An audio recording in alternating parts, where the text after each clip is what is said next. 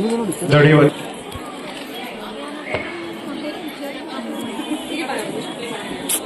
ಎಂದು ಸಾಮಾನ್ಯವಾಗಿ ಕೆಲವು ಭಾಗಗಳಲ್ಲಿ ಮಡಿಕೆಯನ್ನು ದಾರಕ್ಕೆ ಕಟ್ಟಿ ಎತ್ತರಕ್ಕೆ ತೂಗು ಹಾಕಿ ಒಡೆಯುತ್ತಾರೆ. ಈ ಆಚರಣೆಯು ಕೃಷ್ಣನ ಬಾಲ್ಯದ ತುಂಟಾಟವನ್ನು ನೆನಪಿಸುತ್ತದೆ ಎನ್ನಲಾಗಿದೆ. ಇತ್ತ ತಾಯಿ ಯಶೋದೆಯದ್ದು ಇದೇ ಪರಿಸ್ಥಿತಿ. ಹೀಗಾಗಿ ಮಡಿಕೆಯಲ್ಲಿ ಬೆಣ್ಣೆ ಇಟ್ಟು ಮೇಲಕ್ಕೆ ಕಟ್ಟಿ ತನ್ನ ಮುದ್ದಿನ ಮಗ ಕಳ್ಳ ಕೃಷ್ಣನ ಕೈಗೆ ಸಿಗದಂತೆ ಇಡುತ್ತಿದ್ದರು. ಈ ಕೃಷ್ಣನ ಬಾಲ್ಯದ ತುಂಟಾಟದ ಸನ್ನಿವೇಶಗಳನ್ನು ನೆನಪಿಸಿಕೊಳ್ಳಲು ಈ ಕಿರುನಾಟಕವನ್ನು ನಮ್ಮ ಶಾಲೆಯ LKG ಮಕ್ಕಳಿಂದ ಪ್ರದರ್ಶಿಸುತ್ತಿದ್ದೇವೆ. ಕೃಷ್ಣನ ಪಾತ್ರದಲ್ಲಿ ಕುಮಾರಿ ಸೊಗಸಿರಿ ಸುರಭಿ, ರಾಧೆಯ ಪಾತ್ರದಲ್ಲಿ ಕುಮಾರಿ ಮನ್ವಿಕಾ, ಗೆಳೆಯನ ಪಾತ್ರದಲ್ಲಿ ಭೌತಿಕ್ ರಾಜ್, ಯಶೋದೆಯ ಪಾತ್ರದಲ್ಲಿ ಕುಮಾರಿ ಪುನರ್ವಿ ಭಾಗವಹಿಸಿದ್ದಾರೆ. ಎಲ್ಲರೂ ವೀಕ್ಷಿಸಿರಿ, ರಂಜಿಸಿರಿ.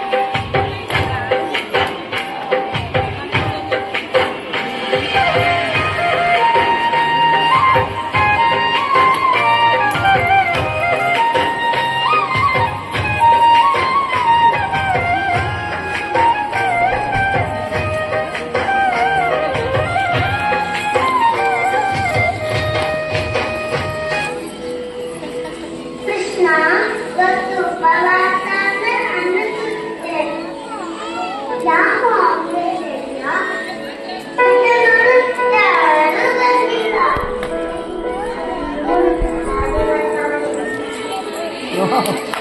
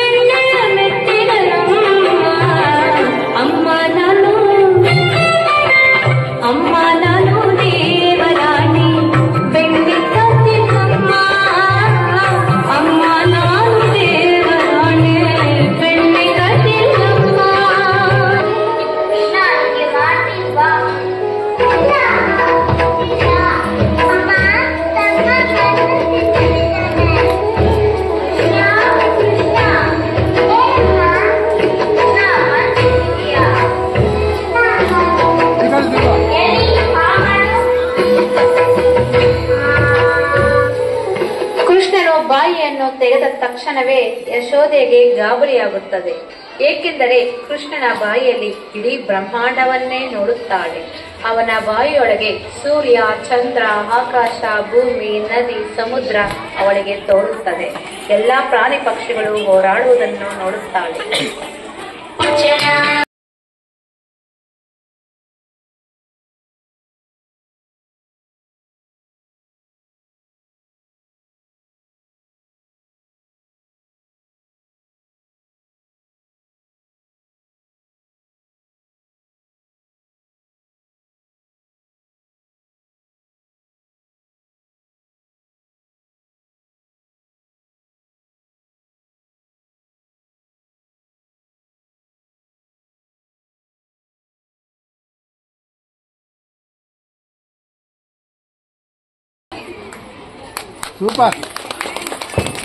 Super. Okay, nice.